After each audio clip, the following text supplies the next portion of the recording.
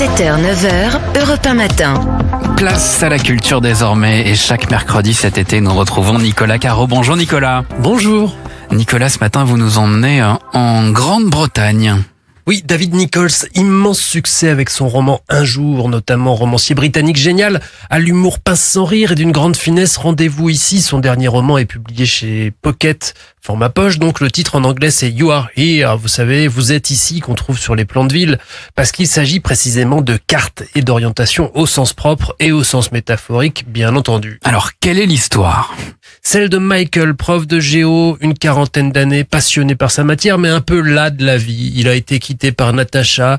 Il ne sombre pas complètement, mais il ressasse, il bougonne dans son coin. Il veut pas voir grand monde, il veut juste faire des longues marches.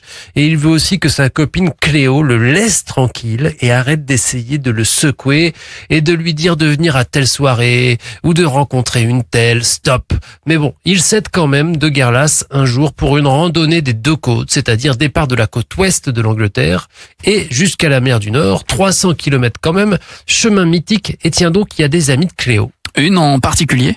Exactement, voici Marnie. Elle est célibataire, vit à Londres et travaille comme correctrice. Elle corrige les manuscrits des auteurs de romans. Là, elle travaille sur un roman érotique, c'est très drôle. Bref, c'est une amie de Cléo aussi. Cléo l'épuise aussi à vouloir la prendre en charge, mais elle accepte la randonnée elle aussi. Vous me voyez venir, bien sûr. Ça sonne comme une comédie romantique, d'ailleurs c'en est une, mais pas une bluette bébête pleine de sucre. Une comédie romantique à l'anglaise, façon Notting Hill ou Quatre mariages. Une comédie romantique avec Hugh Grant, quoi. C'est-à-dire de l'humour anglais, beaucoup de l'intelligence, des visions du monde subtil et puis un je ne sais quoi de l'auteur, un charme fou.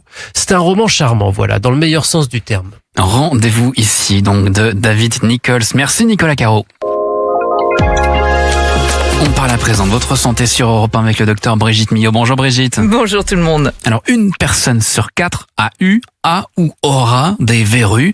Alors, faut-il s'en débarrasser ou pas? Là est la question. Mais pour commencer, qu'est-ce qu'une verrue, Brigitte? Tout le monde sait à peu près à quoi ça ressemble.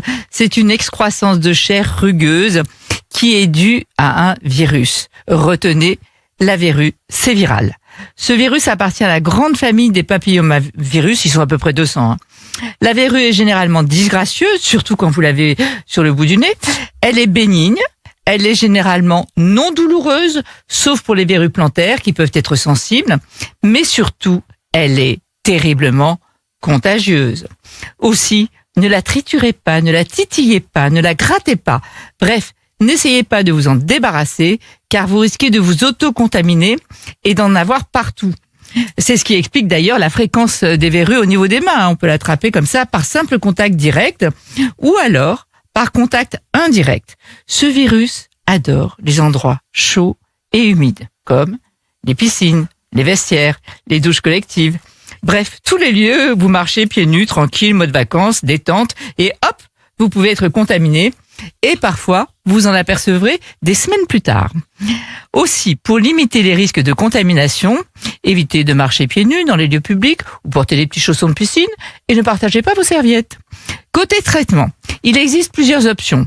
Parlez-en à votre pharmacien, il saura vous conseiller. Les plus courantes sont des solutions à base d'acide que l'on applique localement pour décaper la verrue, mais le traitement le plus efficace est la destruction par le froid à l'azote liquide chez un dermato. Alors, difficile de répondre à la question, faut-il s'en débarrasser ou pas? Je m'explique. Dans la plupart des cas, notre immunité finit par nous débarrasser des verrues.